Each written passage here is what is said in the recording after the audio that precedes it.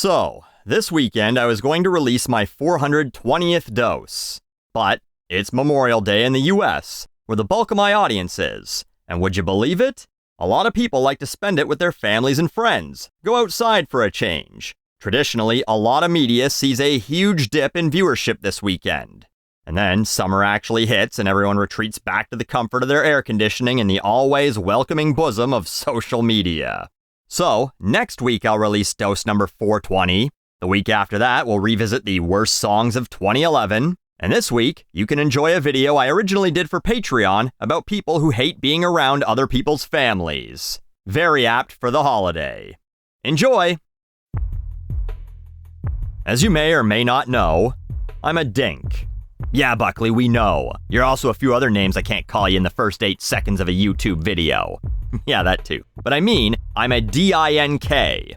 This means I'm in a dual income, no kids relationship.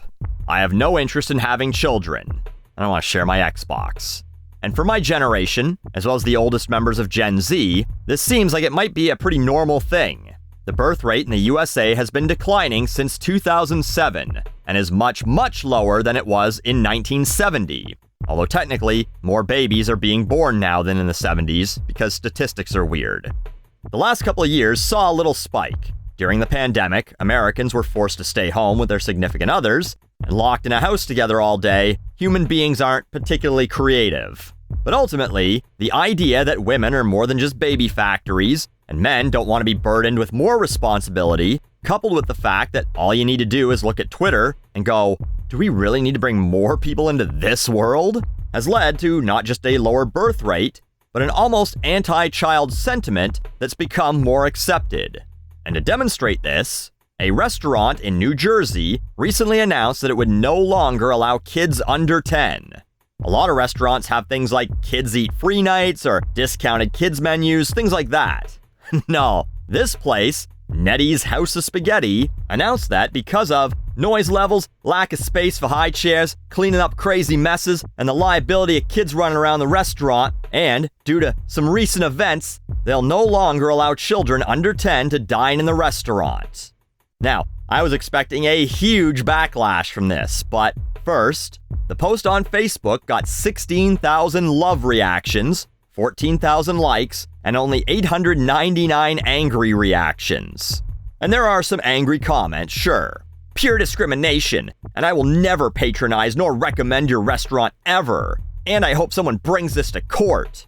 I don't know if 8-year-olds are a protected class, but anyway. All kids should be welcome, and not all kids misbehave, and if they do, so be it, they are kids. Not all kids are shitty, but if they are, let them be shitty. Let them fuck up the restaurant. That's what kids do. Not the master debater you think you are. There's a few other dissenters, but most of the comments I saw were very supportive. In recent years, going to a restaurant has been challenging. There are parents who think we enjoy your screaming, misbehaving kids. We don't. If you can't control them, take them outside instead of making lame excuses, i.e., she's overtired. Then go home. I never let my kids ruin my meal, let alone others. Quite a few parents chimed in, actually. It's not just dinks like me. My husband and I have 4 kids. I don't want to hear mine screaming and being a terror while I'm trying to enjoy dinner. Not that they would, because, I'm a decent parent. And I definitely don't want to hear anyone else's little crotch goblins either. I think it's a good policy. And for the record, I have kids, grown now, and still agree with this. I hope you set a precedent for other restaurants to follow. Thank you for this decision. I never took my little ones out where adults should be. Take them to Mr. Chuck E. Cheese where they belong. Little brats. Mr. Chuck E. Cheese, so formal. Now, with a name like Nettie's House of Spaghetti, it doesn't exactly sound like the fanciest place. You know someone's kid calls it Nettie's Piscettis or some shit like that. But I don't know who was taking their kid anyway. Place wants between $20 and $27 for a plate of spaghetti with sauce on it. $27 for some fettuccine. They want $40 for a tuna cutlet. So they think they're a fancier place, and then you get a look inside and you see what looks like a slightly cleaner Denny's. So the whole thing has to be a bit of a publicity stunt to try and make the place seem like a good date night place for adults. Will the lady enjoy the booth or the chair this evening? But who knows? Maybe people were bringing their shitty kids, letting them run around, letting them shriek and scream, and the restaurant got fed up with it because it's ultimately not a ban on kids, it's a ban on entitled parents who refuse to control their kids. For those people, there's an Olive Garden 10 minutes up the road. At Olive Garden, when you're here, you're family. At Nettie's, breeders can eat in the parking lot with the rest of the rats.